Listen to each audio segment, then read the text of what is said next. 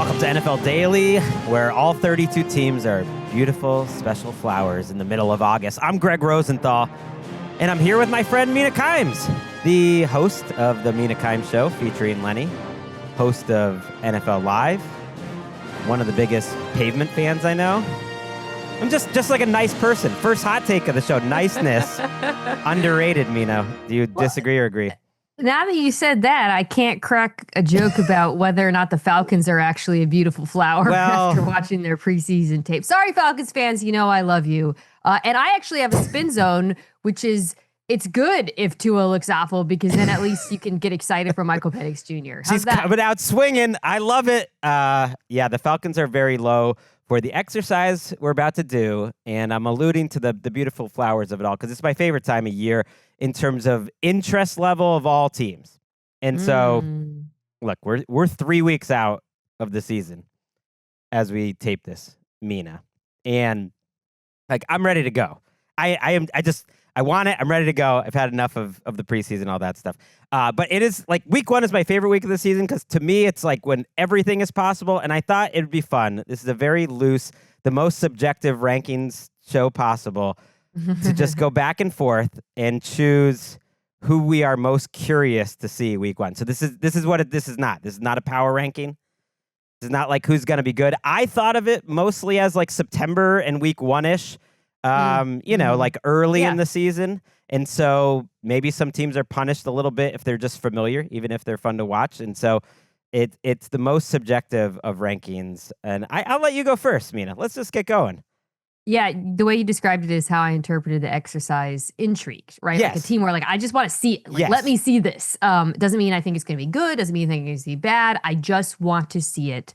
And for that, I'm going to start with a team that I have had trouble talking about during the offseason because of the need to see this team play real NFL football.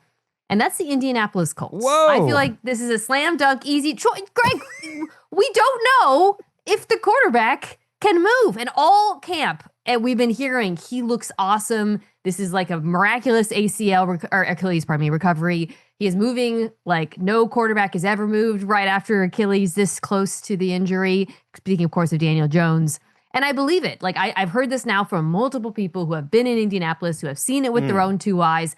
I want to see it. I want to see it week 1 against the Baltimore Ravens, because it's hard for me to know what to even make of this team, which we know last year when Jones played, certainly the first 8 weeks of the season, looked amazing offensively. So I have had difficulty kind of gauging expectations because of the lack of seeing him on the field. I love that. I mean, they were in the middle of the pack. I'm wearing my biases on this show, which is just kind of like teams I enjoy watching, players I enjoy watching. They're going to end up being high. And so the Colts were a little higher than you would think because of everything that you said. And I think they're a team I'm going to overreact to, like one way or another.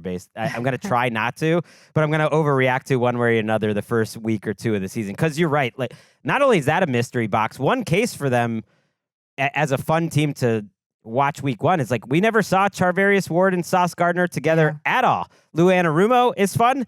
I like CJ Allen a lot as a rookie, and Leatu Latu. That's not the main reason we want to see him week 1, but like mixing all them up, Keenan Allen is now involved. I have no idea if Alec Pierce or Josh Down, like how they're going to be used. Is Alec Pierce alive? Okay. Has anyone talking about putting eyes on Jones? Has anyone gotten eyes on Alec Pierce? Can we get TMZ on it? That is fun, and that is why I wanted to do this exercise, because it's going to be the most random order of teams. And I'm going to go with their opponent then, because I did think about week 1 opponents. I am going to go with the Ravens, mostly because of Declan Doyle and the combo of Lamar. I'm a sucker for career arc narratives. And if you think about like Lamar's career, he had the MVP year, his first season with Roman. Okay. Monken arrives and he goes back-to-back first-team All-Pro as quarterback. The fact that it's like the first year and everyone's saying he looks faster. He's still 29 years old and he's going to be a first ballot Hall of Famer, whether people like realize it or not. Like, he's already that guy. It's a very manageable start to the season. So that combination of like, is Declan Doyle the next like capital D dude, and Lamar with something to prove and contract, like I can see the career arc where the Lamar hive, which the 2 of us are in, are going to be eating good for the first 5 or 6 weeks of the season. This schedule is very doable. Sneaking in and Lamar Jackson as a first ballot Hall of Famer into that sentence is why you're great at your job. I mean, do you argue? No, you're just like when I give my 3-year-old son food and I try to like sneak in a little piece of protein into the quesadilla so that he eats it. Yeah, I am really, this was also on my list, my short list. This is a game that obviously I'm going to be watching very closely. In part because the Declan Doyle offense, I don't think we really know exactly what it's going to look like. There's this assumption that coming from Chicago, it's going to strongly resemble the Bears offense. Doyle comes from Chicago. Lamar under center, outside zone run game, maybe a little less dependent on QB run, play action off of that. I think that's all fair and likely from a schematic perspective. But this is a very different group of skill players, right? This is a Ravens offense that during Lamar Jackson's tenure as quarterback has been one of the least 3 wide receiver heavy offenses in the league. They have used their fullback, Patrick Card, a ton. They've used their tight ends a ton. Isaiah Likely was a big part of that when he was healthy. Those are now New York Giants. So I think it's a little bit of a mystery, not just like what is the offense going to look like, but who's going to be on the field? Who is the core that they feel good about? There's a couple of young rookies they're very excited about. Jacoby Lane and Matthew Hibner, the tight end. Are either of them going to get a lot of run, right? Because otherwise, I'm not quite sure if they can like lean into 12 personnel, 2 tight ends as much as they have in the past, even though that is what Chicago did a great deal with Declan Doyle. See, you throwing out Matthew Hibner is why you are who you are, just out of nowhere here. With a lot of Hibner hype. I haven't heard any. A lot of Jacoby Lane hype. We're counting on in the Lamar Hive. I'm using the we here. Are counting on a lot of Jacoby Lane and like the 1 year out of 4 that Rashad Bateman gets everyone excited, carrying a lot of weight here. But I think they're going to be good. Little worried their center went down with what sounded like an injury, Danny Pinter today, so it might be Ethan Pocic. All right, you're up next. Okay. I will do the LA Chargers here. Speaking of centers going down, it's an epidemic at the moment. Tyler Biadasz out for the season, it looks like, indefinitely. Awful news. It is kind of like, for me, the Chargers are just what happens when a tidal wave of expectations meet reality. And I guess meeting reality has already begun with some of these injuries on the offensive line. But like there's been so much hype around this Mike McDaniel offense, not just with Herbert, but with Marion Pampton, with the different skill players and whatnot. And the hope is, I think, that his scheme, as it did in Miami at times, can cover up for deficiencies on the offensive line, getting Herbert to play super fast, protecting the interior with the run game. But you kind of got to see it, right? So I think the Chargers, to me, you talked about the Colts spurring an overreaction.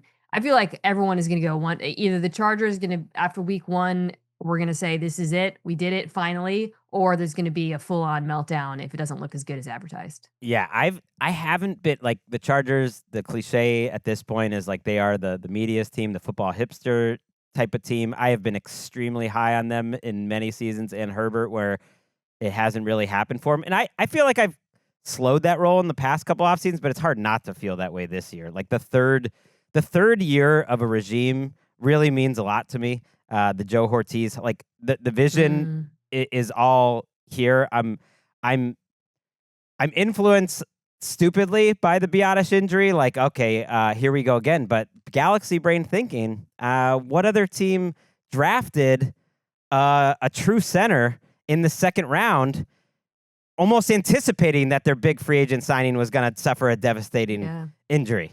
So Jake Slaughter is going to be their guy. Our friend John Ledyard had a take that this is one of the worst interior offensive lines in the league, and that hurt my feelings. I mean, they certainly don't think that. Mike McDaniel brought in Cole Strange, over from Miami. Like, I think they think they're going to be awesome. And I'm also influenced that they went after the 49ers defense. Everyone said that was at that joint practice. I'm just a dumb dog who like is way too affected by the last thing I heard, that like the Chargers offense looked incredible that day and just was absolutely killing the 49ers. Week 1, they have the Arizona Cardinals, who I do not think are going to be a very good defense. So I tend to think we're going to see more of the other type of overreaction where everybody just flips out if they, hang a 40 burger or something on the Cardinals.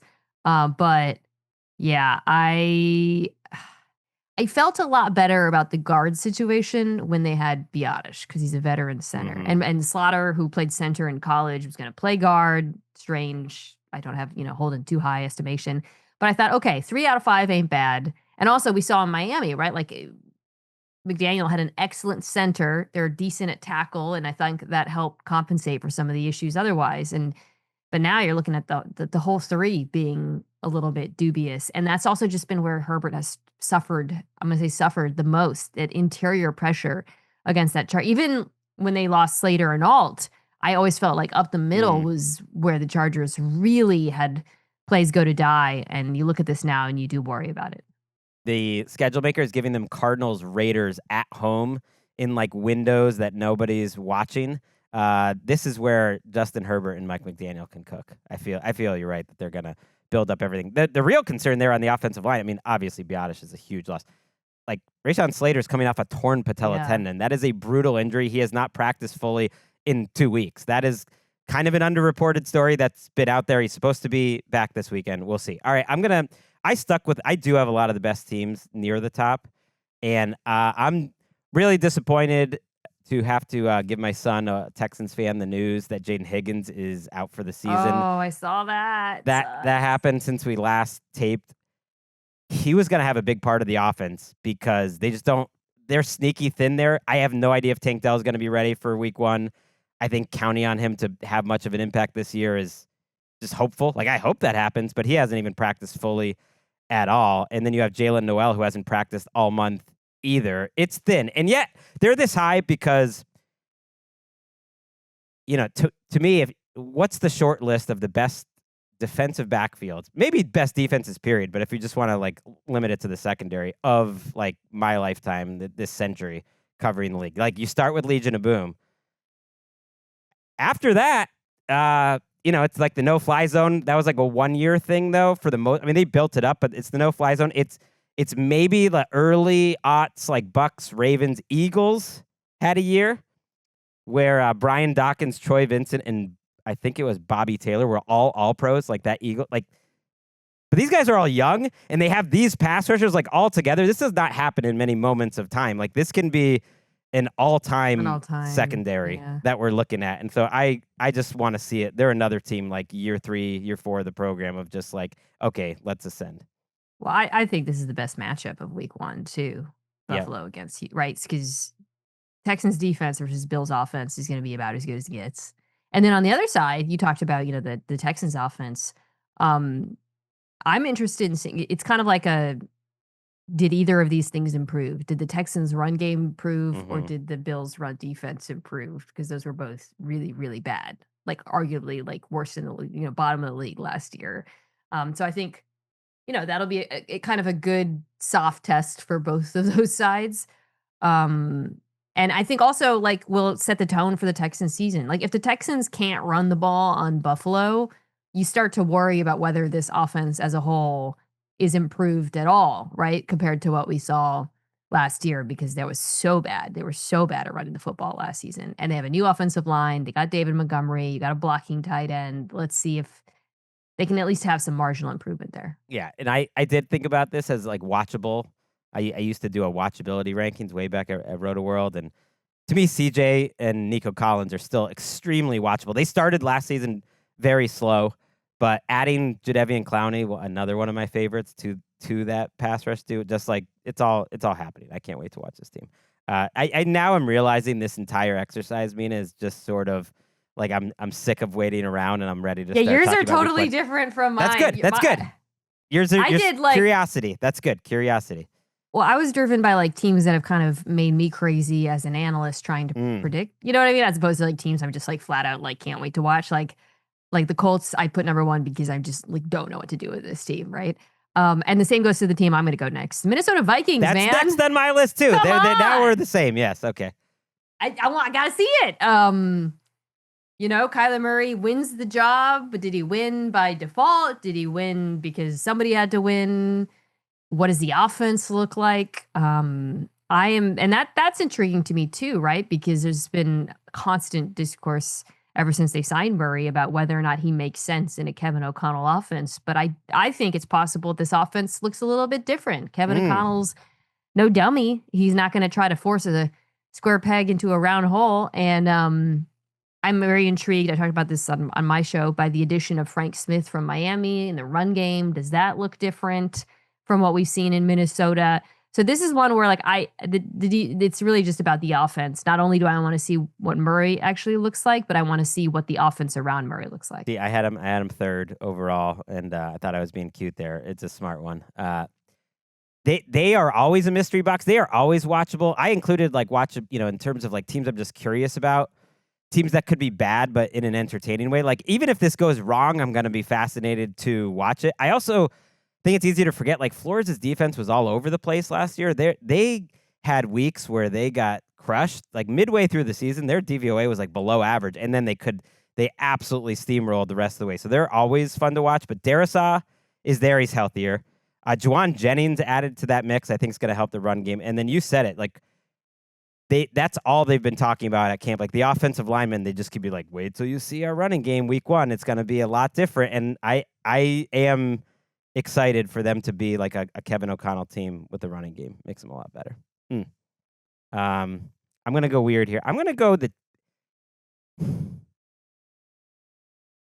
Am I just like being contrarian to pick the Chiefs this high? To me, they are so much more interesting now.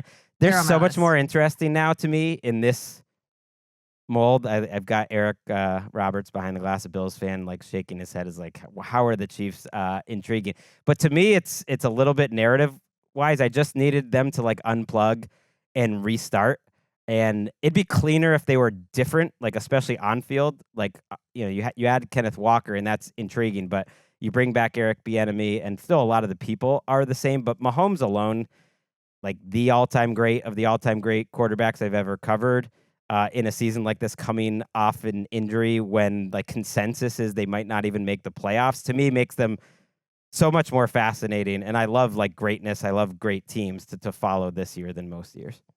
Yeah, it's similar to they're on my list as well. Similarly to Daniel Jones, Daniel Jones, it's a more brutal injury, but Mahomes is coming back real fast, right? Mm-hmm. Given how late in the season was. So similar to that, I want to see how he's moving out there. And not just on whether he's willing to scramble, but how he moves, whether he's willing to make any plays outside of structure, what his pocket movement looks like. So that's something I'll be monitoring, especially like on those key money downs or if a defense plays man coverage and turns their back on him, is he willing to take off? And then, I want to see what the run game looks like, because that's been obviously the focal point of their offseason. Not just what does Walker look like, but does it look different? The only thing that I've kind of definitively heard is that they do want to put him under center a bit more and have that be a big part of the offense. What does that look like? Are they committed to it? Will they play action off of it? All things I'm interested in seeing. But the other thing I'll say about the Chiefs is like they have a lot of young players who are pretty important on this team, more so than usual for like a perennial contender. Obviously, they weren't last year. And I think like at least 2 of the 5 or so young players we're going to see a lot of need to hit for this team to be competitive, whether that's Mason Thomas and Mansour Delane, or Cyrus Allen and Peter Woods. Just somebody, you know what I mean? Like Brett Veach has to have smashed this draft.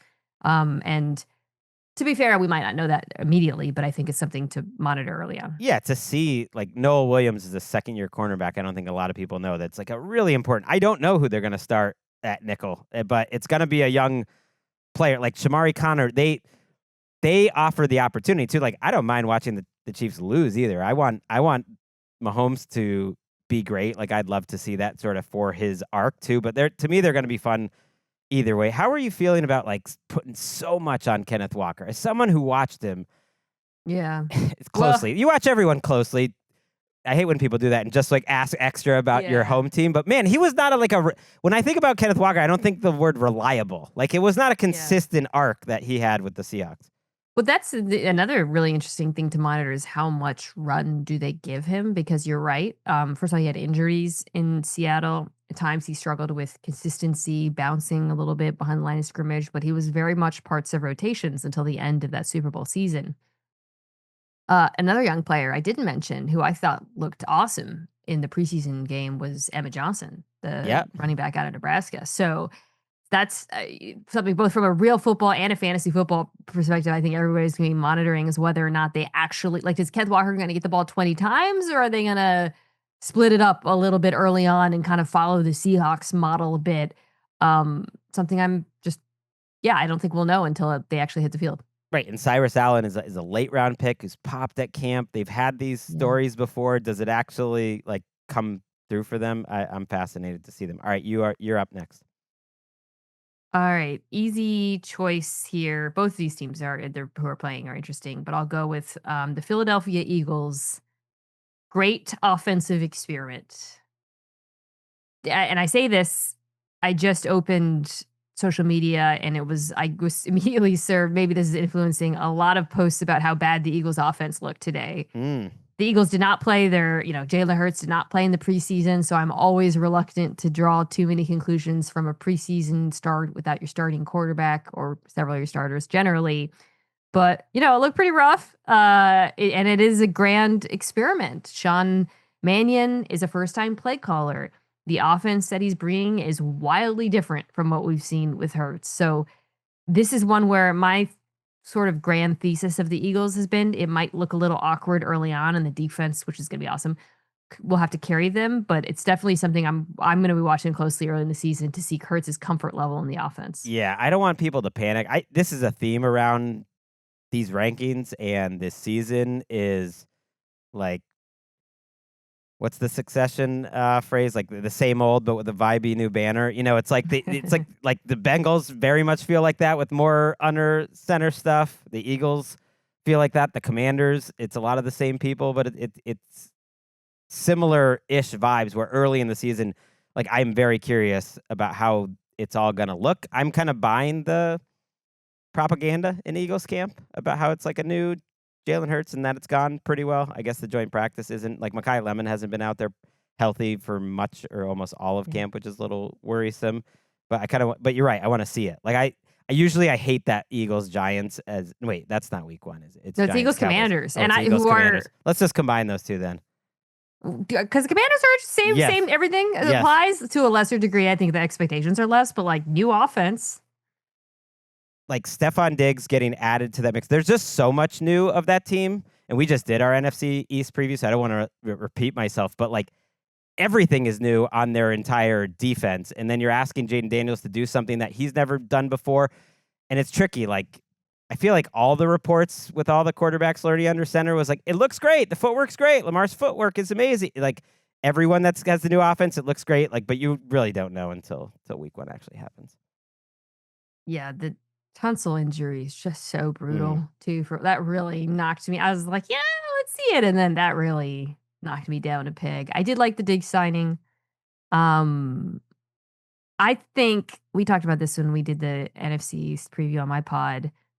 This is one where I am interested in seeing how committed David Blau, their new offensive coordinator, is to the new look, right? Because I'm pretty certain with Philadelphia, they're gonna really gonna give this a go.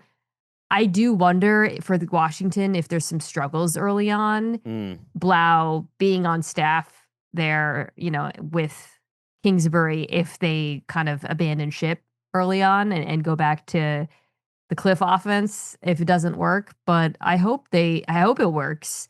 Unfortunately, this is a very challenging week one test. So, this could really I talked about the Eagles maybe getting off to a tough start. At least the Commanders secondary, they should be fine against.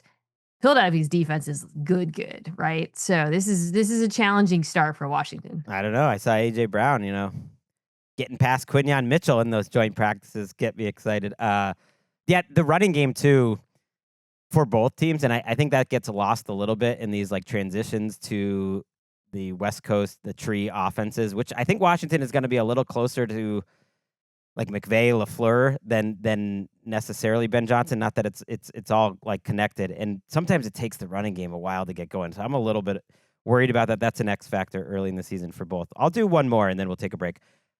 I'm going Jags almost exclusively on like the full Travis Hunter, like full-time cornerback alone. Nice. And then Liam Cohen is like, whether it's working or not, he is a fascinating play caller to watch. And if it's a little chaotic, like I don't mind that. Like they could be entertaining even if they're average, but almost entirely on Travis Hunter, my guy is back.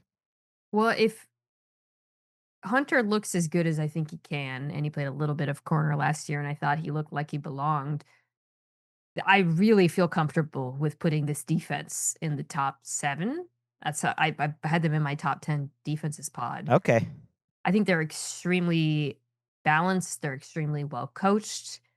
It's interesting because right now when you look at the defense, like they don't like Josh Hines Allen is kind of like a just outside that star tier, right? But he's very good and honestly underrated. But outside of that, it's a defense full of like really good players.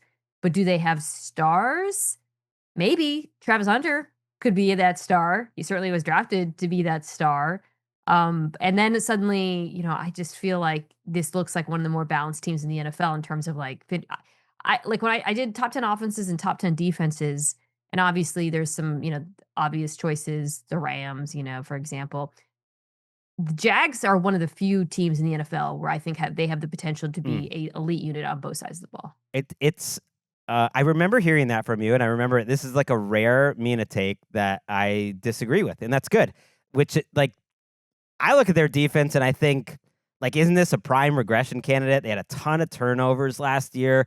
On paper, it's not great. I like what you said about the Travis Hunter star because I can't kind of have it both ways. I mean, I think if you told me he's a top 5 cornerback this year, I don't think that's cornerback like this year. I don't think that's a crazy ascension from where we thought he was Yeah. going to be as a prospect and as a player. But man, no Devin Lloyd, like the linebacker position definitely is question marks. The entire secondary outside of Hunter, I just don't know. Like they won a lot with turnovers in scheme last year, but can you repeat that Oh, year after year? man. I think the secondary is good. Okay. Monteric Jackson, Jordan Lewis, Jarian Jones is death, Antonio Johnson's a rising. There's a lot of there's no like stars, but there's a lot of really good players. I also think they're really well coached, and keeping their defensive coordinator Anthony Campanile is good. I like that they are a high variance team because if it hits, you just said it, like top 10 offense, top 10 defense. I've always been a little Lawrence skeptical, but the combination of him and Cohen together was awesome down the stretch. So, like, can he back that up with like an awesome group around him? And then, like, suddenly they're like in the mix for like a 1 seed. But if you also told me they have like a losing record, I feel like they're a team that could go anywhere. They're a little like their coach, who I really like. We had him on NFL Daily. I love his personality, but he does feel like quotable McVay Shanahan, where like he's got all the play calling, but he's much more entertaining. Like if the Jags ever have a bad season, I'm very curious like how that's going to go with Cohen and the media and everything. How he'll handle it. He's a like me. All right, let's take a break, and we'll be back to do the rest of the teams we are most curious to watch the start of the season.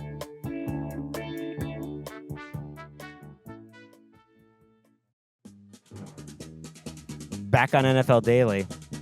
As we're taping here, your Seahawks signed Trayvon Diggs. Little strange.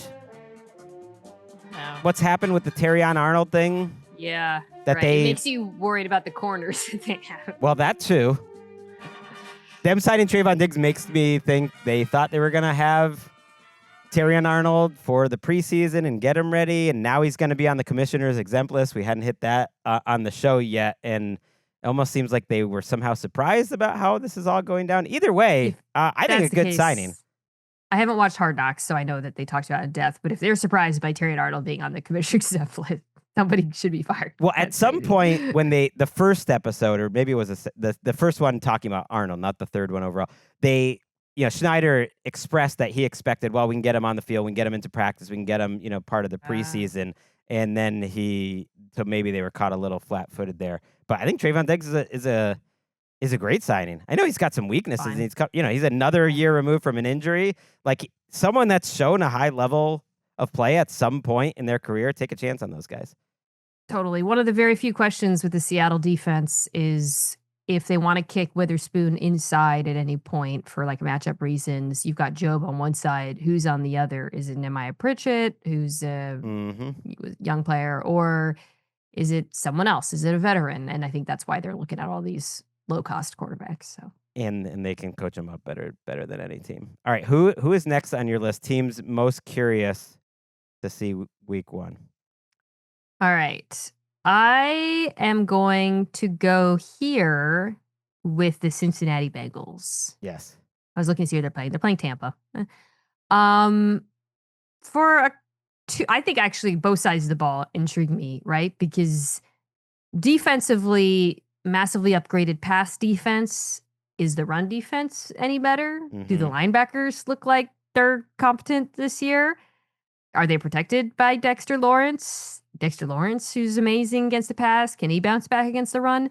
And then offensively, I talked about this a little bit on my pod, but there just seems to be such a clear movement in Cincinnati to evolve this offense a bit this season.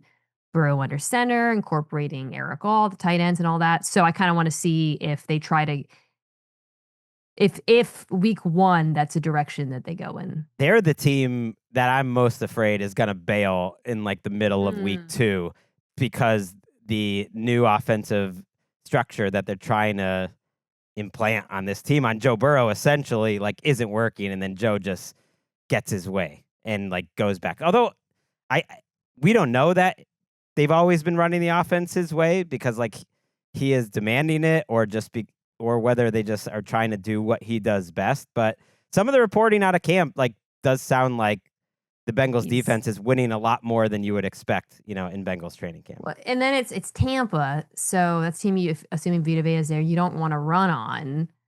It's the kind of team where you are probably better served by just spreading things out and throwing it all around. So, it might be like week 1, let's throw out some of that stuff we were talking about doing a power run game. But this is a kind of first month thing for me. I want to see because it's kind of we can't keep doing the same thing and expect different results team. And I feel like, let's see if that's actually true. And it was only last season that their entire offseason storyline was, we're going to change things up so we're better in the first month of the season because we're always the worst team in the NFL the first month of the season. That's no longer the storyline, but it is interesting to think about like what happens if they do get out to a slow start. I'll go Bears next. The chutzpah by Ben Johnson to want the number 1 scoring offense ever when Khalif Raymond need it. like when Khalif Raymond is your number 3 and either Luther Burden or Roma Dunze is your 1 and DeAndre Swift is your top running back, you have no idea who your left tackle is. If you could get anywhere near first in the NFL this year, like you have the title right now as like best offensive mind. The onus after doing the NFC North on this offense is so high in my belief. And the same applies to the Lions and the Packers, to be clear, that I think they're going to have to be that. Gregg, this defense is bad. There's something fun, though, about watching Dennis Allen have to spackle it all together. I don't know why I'm like a Dennis Allen as a defensive coordinator defender. The way he did it last year actually was quite entertaining to watch. They had 0 pass rush, and they still made it happen. But you're right. It looks way worse on paper even this year than last year. I'm very optimistic about the offense, though. So I don't want to. I know Bears fans I sound like a hater. To be clear, copy paste Detroit, Green Bay. I feel the same way about 3 of the 4 teams in the NFC North. I also want to see Caleb year 3, right? Like all offseason, the talk has been how comfortable he looks this summer relative to last. He's no longer, drinking from the fire hose. He's playing more calmly, and I'm interested in seeing if that's true. So that's a good choice. I listened to your quarterbacks pod, and I feel like similar in how I evaluated his season last year, where it was way more erratic than people remember. And yet I am kind of Caleb curious. There is a world where like there's a reason he was this level of quarterback prospect, like compared to the last 10, 15 years, he's one of the best quarterback prospects, and that it all does come together and that he like totally zooms and it is like a different player this year, which is a big reason why I have them this high. All right, you're next. All right, I got a effed up one. Please. Hold up your laptop. We got to cover our faces for this one. Okay. You know what I'm going to say. Not the Falcons, but their rival. Is Geno over, or does he have a chance for a bounce back season? All right. Can't aggregate us. You can't see our faces. I had them relatively high, and but not like as high as I really wanted to put it. And part of it is because I'm just afraid. Like I'm afraid too. I did it the whole bit. Yeah, that's why I'm just afraid to get hurt, or else they would be number 3. I mean, I will be seated. This will be amazing. And he's got weapons. Like if that's what I'm saying. The situation should be infinitely better. Let's see. To be clear, I'm not saying he's going to bounce back and be 2022 Geno Smith or whatever, but it can't be as bad as it was last year, right? If he has moments, all I need are some moments. I'm not expecting the playoffs. If there's a handful of moments of like a big comeback victory, like a 30-point game, the Jets fans are chanting his name, like that's all I need. I'm Is that eating what that. Jets fans want? Do they want comeback victories? I don't know. That's why it's confusing to me. Like, I don't know how Jets fans feel about Geno Smith in general. Like, they would have never expected him to be coming back. I'm buying the A.D. Mitchell hype, though. I've always believed. Yeah. Got a I couple like of him. tight ends. You mentioned the Lions and Packers, by the way. I don't think they're going to come up because to me, they're like too much of the same. It's like it's all Yeah. similar, but like a little stale. And is it a little bit worse? Like if Micah was there, I'd be more into the Packers early, but like prove me wrong on that. I guess I have to take the Patriots at somewhere here because it's kind of underrated how different the Patriots are. Thinking about that week 1 game, you're talking about like a team that didn't have the horses to kind of make that Seahawks outside corner Yeah. group vulnerable like last year, and now that juice. All I needed to see was that juice from AJ Brown, and like the depth here and the Drake May of it all. Well, I'll take the flip side, and we can kind of just Sure. because of the game, like Seahawks offensive coordinator is the biggest change on this football team, right? Like we talked about cornerback 3, sure. Brian Fleury never called plays before.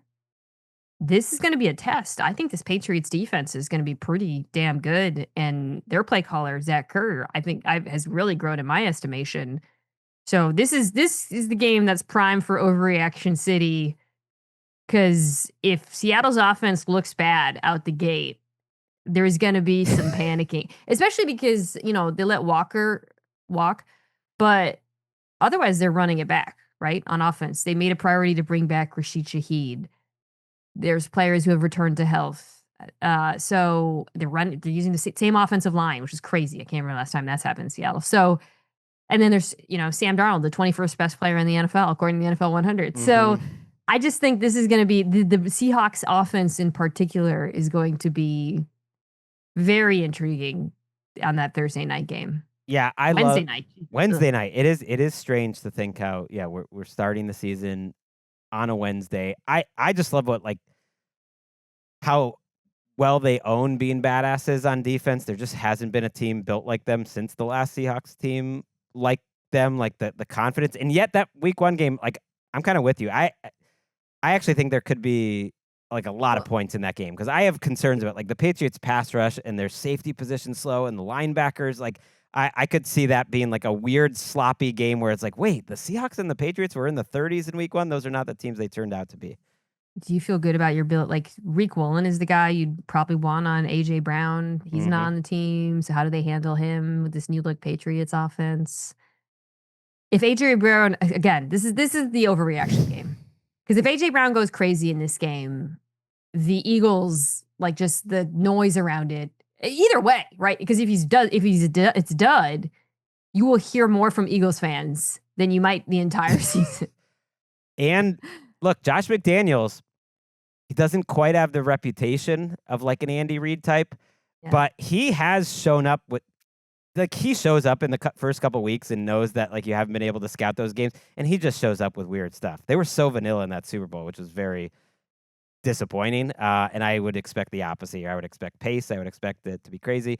But more than anything, they're watchable because 4 players in NFL history, Mina, have been first or second in MVP voting as a second-year player. I know you voted for Drake May as your MVP, so he almost won it. And that list is Dan Marino, Lamar Jackson, Patrick Mahomes, and then Kurt Warner, it's a kind of a strange case because he was 28 years old. I'm not saying May is necessarily at that level, but he's 23 years old. It's possible. Possible he could get there. It is possible. I want to see that. Okay, let's fire through some surprising picks to end it up, go back and forth. Okay, I just did Seahawks, so you're you did? Okay. Let's go Giants. Like the Giants are a team where they don't have to be good for me to like be very intrigued. Like I mentioned earlier, the Cowboys Giants week 1, they always used to put that on Sunday night. You just got sick of it.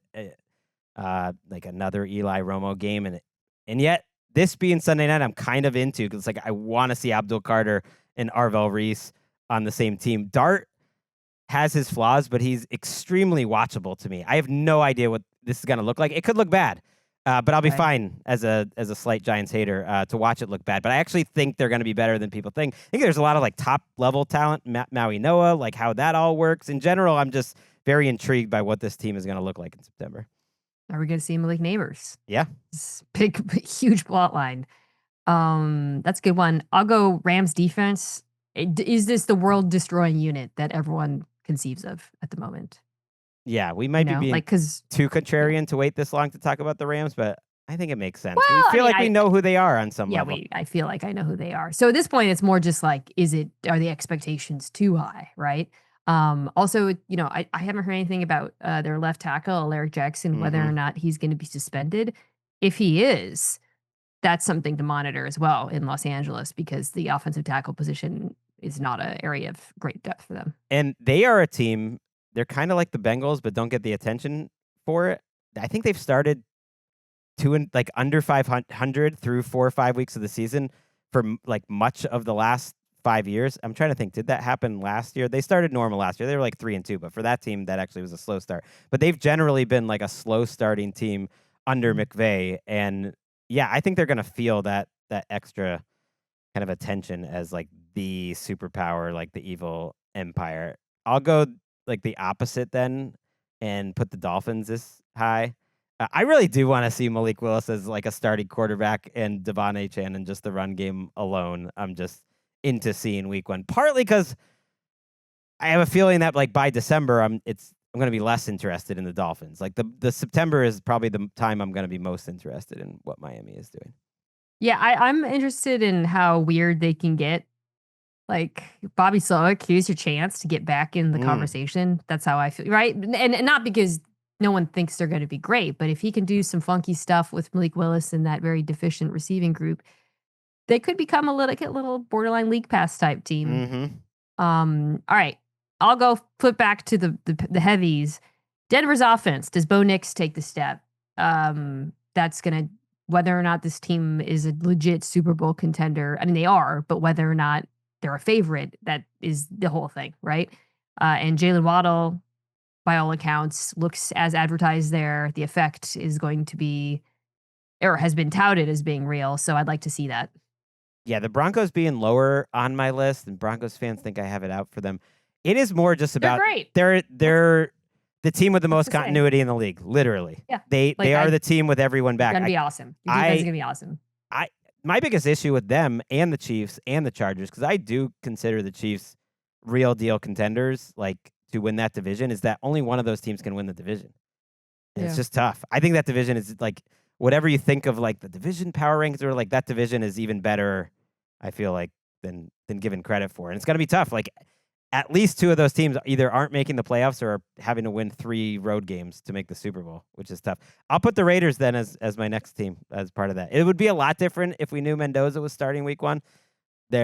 He's probably not, so they're much lower than they would be otherwise. But I'm kind of into the wholesale changes on defense, and then Genty, and I'm a little Mike Washington curious. Like in general, You look great. I'm kind of into like this new Raiders thing and just like biding my time. And the fact Mendoza's getting a little more first team reps lately, I still haven't totally ruled out him starting week 1. I feel like that's possible. I mean, they got Miami, so talk about a nice starting spot for Mendoza if they were to go that route. Along those lines, I'll go Titans here because Cam Ward, you get the Jets defense week 1. If it don't look better than it did in preseason, I'm not hitting the panic button. It's the preseason. Everything's new. But I do,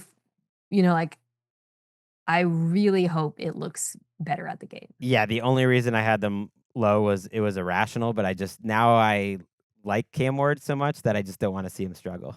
That I'm like afraid for it, especially early in the season. And this is absolutely overreacting to the preseason and some of the practice reports, frankly. Really? And like, I never talked about it on the show because I hadn't gone back and watched it yet, but his preseason game was rough. It's just like, it was like basic stuff, holding it. It wasn't great. The Bucks have a lot of players I like. The only reason they're even this low is because in the defense is going to be different. I think the ceiling is high, but it is familiar. Like I've seen it for the most part before. I think they're going to be good. I had them on your pod winning the division, and I don't think I think it's a solid difference between them and the Saints at 2. You had the Saints. Are you coming off your Saints to win the division prediction? Oh, I Jordan don't. Tyson Yeah. news. Wah. Yeah, that was a big blow. But Tyler Shuck, by all accounts, still looks great. The Bucks, assuming Vea's out there, they're not super high, not because they're not high in my estimation, just because I think I kind of know what we're getting with this team. I would love to see the run game bounce back. Great opportunity again, week 1 against that aforementioned Bengals defense, because I think that's going to be kind of the barometer for how the season goes. Like, can they run the football better than they did last year? To me, that's how you get the best out of Baker Mayfield. I love that. Yeah, I love that week 1 game too. I still believe in the Saints. I have a lot invested in the Saints. We're going to the Paris game. I don't know if we've even officially announced that, but we need the Saints and the Steelers to stay in contention here in the mix to make that game. The Saints are in Paris. Who are they playing? I mean, they have been pushing. I'm not really sure why. Is it just the New Orleans? I was going to say, thing? Fleur-de-Lis. They've been pushing for that game Saints. for years, like the Saints specifically. And so they were always going to have it if it happened, and it's happened. And they're hosting the Steelers. So I'll see Aaron Rodgers playing overseas, assuming he's healthy for the second straight year. I saw him in Dublin last year. I actually would have the Steelers much higher. I have a lot of curiosity about this team, if not for Rodgers. Rodgers and Watson are like ruining their 2 teams for my like overall curiosity, because it just caps the ceiling when there's a lot I'm really curious about otherwise for the Steelers specifically.